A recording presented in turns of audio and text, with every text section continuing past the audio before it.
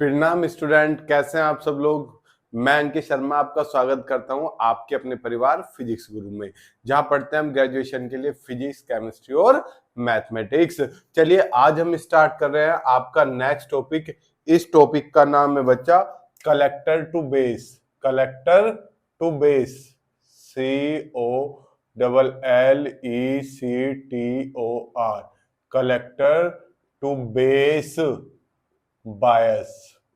Collector to base bias, इसका नाम में आप देख सकते हो कि इसमें कलेक्टर से बेस की तरफ करंट फ्लो करते हैं। यानी कि मैं आपको इसमें और एक काम की चीज बताऊं, इसमें बेस का एक सिरा कलेक्टर से ज्वाइंट कर दिया जाता है, यानी कि वापिस से किसमें भेज दिया जाता है, कलेक्टर से बेस में। देखो यार, जब हम कॉमन इमीटर की बात करते हैं तो ये इधर बेस होता है, इधर कलेक्टर, इधर इमीटर। तो ये तो होता है इनपुट वाला पोर्शन। क्या होता है? इनपुट वाला पोर्शन। और ये होता है आउटपुट वाला पोर्शन। इनपुट का मतलब होता है अंदर डालना और आउटपुट का मतलब होता है बाहर निकलना। तो आप यहाँ से सिग्नल डालते हो और यहाँ से आउटपुट ले लेते हो। तो यहाँ है कलेक्टर टू बेस। तो आप वापिस थोड़ा सा हिस्सा आउटपुट का, थोड़ा सा हिस्सा वापिस इनपुट में भेज रहे हो। तो आप वापिस भेज रहे हो, तो इसका दूसरा नाम भी है, क्या है? फीडबैक। Feedback register. फीड का मतलब क्या होता है बेटा? खिलाना। फीड का मतलब क्या होता है? खिलाना। कहते नहीं I am feeding the bird. Feedback register bias method, इसका ये एक नाम और है। I am feeding the birds, मैं चिड़ियाओं को खिला रहा हूं। खिलाना, बैक का मतलब वापिस। तो वापिस से जो आप सिग्नल इसमें क्या कर रहे हो, डाल रहे हो, उसी वजह से इसे क्या बोला जाता है?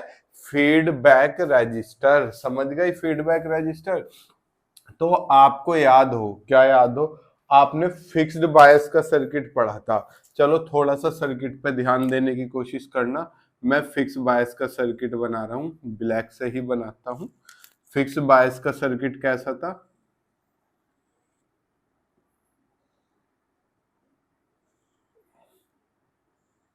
अब गोला लगाओ या मत लगाओ ये मैंने आपको बता रखा है ऑलरेडी। यहाँ क्या था? बेस। इमीटर क्या था आपका? ग्राउंडेड। ठीक। यहाँ इस पर क्या लगा हुआ था? रेजिस्टेंस। और यहाँ पर क्या लगा हुआ था? इसमें बेस में भी रेजिस्टेंस। और दोनों किससे जुड़े हुए थे? एक सोर्स से जुड़े हुए थे, पॉजिटिव सोर्स है। उस पॉजिटिव सोर्स का नाम क्या था? VCC। याद है कुछ? और NPN लिया था, तो ये क्या होता था? आपकी करंट ऐसे फ्लो कर दी थी। ये क्या होता था? RB। ये क्या था? RC। इसमें कौन सी करंट फ्लो करती थी बच्चा? IC। और इसमें कौन सी करंट फ्लो करती थी? IB। याद है कुछ? और यहाँ पर जो पोटेंशियल होता था, ये पोटेंशियल होता था VBE। VBE। और ये जो पोटेंशियल होता था बच्चा, ये वाला, ये वाला, ये होता था VCE। ये आपको सब याद होना चाहिए अच्छे से, सब मैं रिकॉल करा चुका हूं। अब यहाँ देखो, कलेक्टर टू बेस कह रहा है। कलेक्टर टू बेस में हम क्या करते हैं? कलेक्टर का, बेस का एक कॉर्नर उठाएंगे और कलेक्टर से जोड़ देंगे। ठीक है बच्चा? उठाया, रेजिस्टेंस RB, थोड़ा सा नीचे को बना देता हूं ताकि कनेक्शन क्लियर हो सके। ये उठाया और यहाँ जोड़ दिया। जोड़ दिया बच्चा? ऐसे कर सकता हूं मैं, नहीं कर सकता? थोड़ा सा एक को क्या करता हूं और ऊंचा सा बना के ऐसे। ठीक। RB हो गया, यहाँ पे पॉजिटिव पोटेंशियल हो गया, प्लस VCC। इसी वजह से इसे क्या कहते हैं? Collector to base. क्या कहते हैं बेटा? कलेक्टर टू बेस मेथड बोला जाता है। तो अब यहाँ से भैया VCC से केवल IC करंट नहीं चलेगी।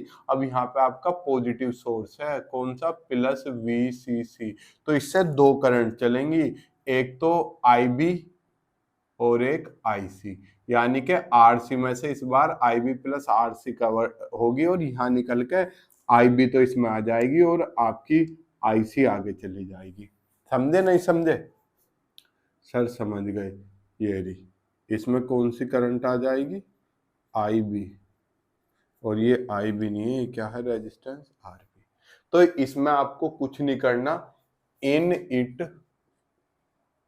इसके अंतर्गत या इसमें 1 point of base resistance RB, base resistor RB। तो हम RB का एक पॉइंट जो यहाँ कनेक्ट था VCC से, उसे हटा के हमने किस से जोड़ दिया? कलेक्टर से जोड़ दिया। तो किससे लिख दोगे? Is connected to collector, is connected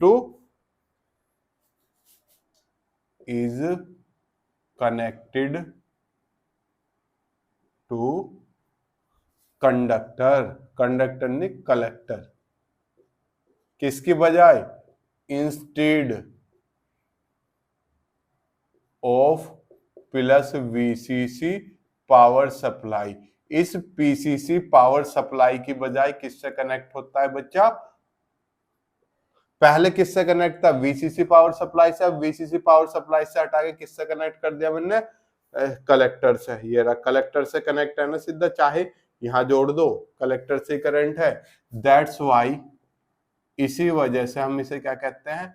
that's why it is known as, या we called it is known as collector to base bias, collector to base bias. इसी वजह से इसे क्या बोला जाता है? कलेक्टर टू बेस बायस बोला जाता है। अब हम क्या करेंगे? इसके एडवांटेज आपको पता है, किससे? फिक्स बायस से ज्यादा बेहतर है। क्यों? क्योंकि इसमें करंट क्यू पॉइंट जो होता है वो स्टेबल रहता है। अब इसके लिए डेरिवेशन कर लेते हैं। डेरिवेशन पहले करते हैं किसके लिए बच्चा? इनपुट के लिए। किसके लिए? इनपुट के लिए। एक्सपेरिमेंटल क्या करते हैं? अरेंजमेंट पढ़ते हैं। इनपुट वाला हिस्सा इधर है, इनपुट वाले के लिए VCC लगाओगे। VCC इज इक्वल टू, पहले ये resistance IB plus IC RC हो गया। फिर ऐसे इधर आए, plus IB RB plus VBE हो गया। यहां से मैं क्या कर सकता हूं बच्चा? इसे सोल्व करूं सारे सर्किट को और IB की वैल्यू निकाल लूं। निकलवाओ मेरे साथ। VCC is equal to IB RC plus IC RC, RC की दोनों में मल्टीप्लाई होगी, plus IB RB plus VBE। अब जिनमें किसमें? इसमें IB है और इसमें IB है, इन्हें एक साइड रखता हूं, बाकी सबको वन साइड पहुंचा देता हूं। तो VCC ये इधर आके माइनस का, VBE माइनस का हो गया, माइनस माइनस IC RC भी इधर आके क्या हो गया बच्चा? माइनस हो गया। इधर क्या बचा? इन दोनों में, इन दोनों में IB कॉमन आ गया, क्या बचा? RC प्लस RB, यही तो बचा। अब यहां से IB की वैल्यू क्या आ गई है देखना। हम एक्सपेरिमेंटल अरेंजमेंट कर रहे हैं, तो IB मेरे पास कितना आ गया बच्चा? ये सब डिवाइड में आ जाएगा। VCC minus VBE minus IC RC minus IC RC upon RC plus RB। ठीक है बच्चा? ये मेरे पास किसकी वैल्यू आ गई? बेस करंट की। ये मैंने क्या एज्यूम कर ली? I assume this as equation number 1। Now for output, अगर हम आउटपुट के लिए लगाते हैं, ये लगवाओ आउटपुट के लिए बेटा। आउटपुट वाला हिस्सा ये है, तो आउटपुट में VCC तो दोनों में है, तो VCC is equal to IB plus IC RC, IB plus IC into RC। यहां से आए, फिर यहां आए, प्लस VCE। अब यहां एक चीज देखो भैया, जो IB थी वो तो यहां के इनपुट में चलेगी, आउटपुट में तो जा ही नहीं रही थी। तो हियर हम देखते हैं जो IC है केवल वो ही जा रही है आगे, तो आई बी क्या हो जाएगी, बहुत कम। तो हम क्या करेंगे, आई बी को नेग्लेक्ट करेंगे। We can neglect I B. क्यों, क्योंकि भैया ये तो यहाँ को आके इनपुट में आ गया, आउटपुट में तो आई बी जा ही नहीं रही, यहाँ से आगे तो आई सी जा रही है, ये रही, यहाँ से तो आई बी प्लस आई सी आए, आई बी यहाँ चलेगी तो आई सी आगे चलेगी। तो हमने क्या किया, हमने आई बी को नेग्लेक्ट कर दिया, इसलिए मेरे पास वी सी सी कितना हो गया, I C R C plus V C E. ये मेरे पास किसकी वैल्यू आ गई, वी सी ई की, वी सी सी की आ गई। अब इस वैल्यू को मैं किस में चिपका दूंगा, इक्वेशन नंबर 1 में। On putting this value, on putting this value in equation first, इस मान को समीकरण 1 में रखने पर, तो मेरे पास आई बी कितना हो गया बच्चा, वी सी सी की जगह रखूंगा कितना, I C R C minus, minus नहीं पहले तो ये रखूं, वी सी सी की जगह ये वैल्यू रख दी, I C R C plus V C, अब ये पोर्शन ऐसा ही, minus V B E minus I C R C upon R C plus R B. बताओ अब क्या होगा भैया, आई सी आर सी का कत्ल कर देगा, कर दिया इसने अच्छे से कत्ल, तो मेरे पास आई बी की वैल्यू कितनी आ गई। सर ये क्या कर रहे हैं, सर्किट एनालिसिस कर रहे हैं हम, सर्किट के बारे में पढ़ रहे हैं, V C C minus V B E upon R C plus R B. लो जी, अब मेरा तामझाम सारा सही हो गया। अब देखो इस वाले डेरिवेशन में कहीं पे बीटा दिखाई दे रहा है, बताओ सर कहीं नहीं दिख रहा। अरे नलाई को, जब बीटा नहीं दिख रहा तो ट्रांजिस्टर पैरामीटर चेंज हो जाए, यानी कि बीटा चेंज हो तो भी क्यू पॉइंट पर कोई प्रभाव नहीं पड़ेगा, तो यहाँ पर क्यू पॉइंट क्या रहेगा, स्टेबल रहेगा। अब यहाँ पे देखो इसका स्टेबिलिटी फैक्टर निकालना है, अगर हम क्या निकालना है बच्चा, स्टेबिलिटी फैक्टर। क्या निकालता हूं मैं इसका, स्टेबिलिटी फैक्टर निकालता हूं। देखो स्टेबिलिटी फैक्टर कैसे निकलेगा। अब मुझे पता है स्टेबिलिटी फैक्टर के दो तरीके बताए थे, या तो यहाँ पे इसका डिफरेंशियल कर दो, या मैंने एक सिंपल सा फॉर्मूला बता रखा कि फॉर्मूला क्या है, S equals to beta plus 1 upon 1 minus beta del I B upon del I C, यही तो है। तो मैं del I B upon del I C निकाल लूं किसका, equation 1, on differentiate equation 1 with respect to I C, इसलिए क्या हो गया, del I B upon del I C is equal to, constant है, कॉन्स्टेंट है, पोटेंशियल है यार, कॉन्स्टेंट हो गया। ये क्या है, आई सी का तो 1, तो केवल क्या बचा, minus R C upon R C plus R B, यही तो बचा। इसलिए stability factor is given by, तो स्टेबिलिटी फैक्टर कितना होगा, stability factor is given by, कितना होगा बच्चा स्टेबिलिटी फैक्टर, फॉर्मूले में वैल्यू रख दूं, बीटा प्लस 1 अपॉन 1 माइनस है, एक माइनस इसका तो प्लस हो गया, beta R C upon R C plus R B. अब भैया कुछ बुक में इसे आर एल मानना हुआ है आर सी की जगह पर, तो अगर आर एल भी मान लेता है तो कोई समस्या नहीं है। सर कौन सी बुक का नाम लेते हो आप, मैं आपको 1000 बार दिखा सका हूं। देखो हम एक तो ये बुक पढ़ते हैं, ये तो प्रगति की है, बेहतरीन बुक है, एक ये एस चांद की है, बेहतरीन बुक है, एक ये आपकी एस जे की है, बेहतरीन बुक है, और ये तो है ही आपकी किसकी, कृष्णा पब्लिकेशन की।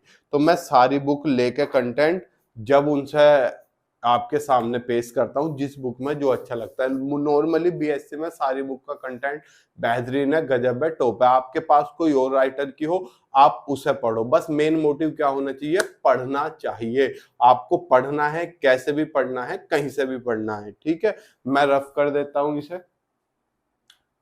लीजिए, ये क्या हो गया बच्चा, रफ हो गया।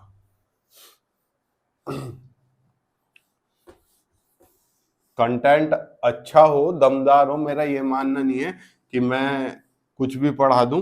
फिजिक्स है, फिजिक्स मेरी बेस्ट है, फिजिक्स में मैं कोई कमी छोड़ूंगा नहीं। जब पेपर में बैठोगे ना, पेपर देख के स्माइल करोगे। क्यों? क्योंकि सब कुछ आपको पेपर में आता होगा। अब इसके एडवांटेज देख लो एक बार। देखो पहला एडवांटेज क्या है, it is a simple method as it require only one resistance RB. जैसे फिक्स बायस था, फिक्स बायस में आपको एक ही रेजिस्टेंस चाहिए था आरबी। सर कलेक्टर में तो लगा ही हुआ आता है, एक्स्ट्रा लगता है इमीटर में। इसमें इमीटर में कोई नहीं जरूरत। जैसे इमीटर बायस रेजिस्टेंस में इमीटर रेजिस्टेंस की जरूरत थी, इसमें कोई भी इमीटर रेजिस्टेंस की नीड नहीं है। सेकंड क्या है, this circuit provide some stabilization, यानी कि यो सर्किट जो है कुछ स्टेबलाइजेशन प्रोड्यूस करता है। अच्छा मतलब उससे ज्यादा बेहतरीन नहीं देता, लेकिन जो आपका क्या है फिक्स बायस, उससे अच्छा देता है। अब इसके वे देखो disadvantage, the circuit does not provide good stabilization, यानी कि सर्किट ज्यादा अच्छा स्टेबलाइजेशन नहीं देता। Because stability factor is fairly high, क्योंकि स्टेबिलिटी फैक्टर क्या होता है, अच्छा खासा हाई होता है। और हमने क्या पढ़ा, स्टेबलाइजेशन और स्टेबिलिटी फैक्टर एक दूसरे के उल्टे हैं, यानी कि अगर स्टेबिलिटी फैक्टर हाई है तो स्टेबलाइजेशन लो हो गया। दू एल दू यानी कि यद्यपि it is smaller than that of fixed bias, यद्यपि आपका जो स्टेबिलिटी फैक्टर है किससे छोटा है, फिक्स बायस से छोटा है। अब स्टेबिलिटी वेक्टर फिक्स बायस से छोटा है तो स्टेबलाइजेशन इसका फिक्स्ड बायस से अच्छा हो गया। जैसे मैं आपको बताऊं, आपने इसका क्या पढ़ा, beta plus 1 upon 1 minus 1 plus beta RC upon RC plus RB, यही तो पढ़ा। यानी कि बीटा प्लस 1 को डिवाइड कर दिया। और फिक्स बायस में तो केवल यही आता था, तो फिक्स बायस का स्टेबिलिटी फैक्टर क्या है, बड़ा है, यो किसी से डिवाइड नहीं हो रहा। अब मैंने कहा इसका तो 10 है और इसका 10/4 है, तो कौन सी बड़ी वैल्यू, सर ये बड़ी वैल्यू है, इसके तो 4 हिस्से हो गए, तो इसका मतलब इसका स्टेबिलिटी फैक्टर फिक्स बायस से क्या है, कम है। फिक्स बायस से कम होने का मतलब बच्चा ये फिक्स बायस से ज्यादा अच्छा स्टेबलाइजेशन देता है। अब देखो ये हमने क्या बताया, फीडबैक करता है, वापस खिलाता है, लेकिन करंट जो बहती है बेस से कलेक्टर की तरफ बैठती है, और ये फीडबैक क्या कर रहा है, कलेक्टर टू बेस, यानी कि वो फीडबैक उल्टा कर रहा है।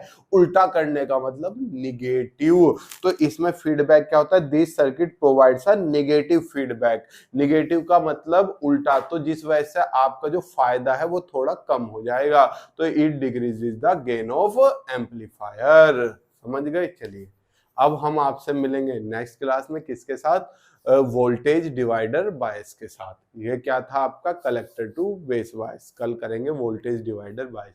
कोई क्लास मिस नहीं होगी, रेगुलर चल रही है, आपको हमारे साथ जुड़े रहना है। मिलते हैं आपसे नेक्स्ट क्लास में, तब तक के लिए जय हिंद, जय भारत, प्रणाम, शुभ संध्या।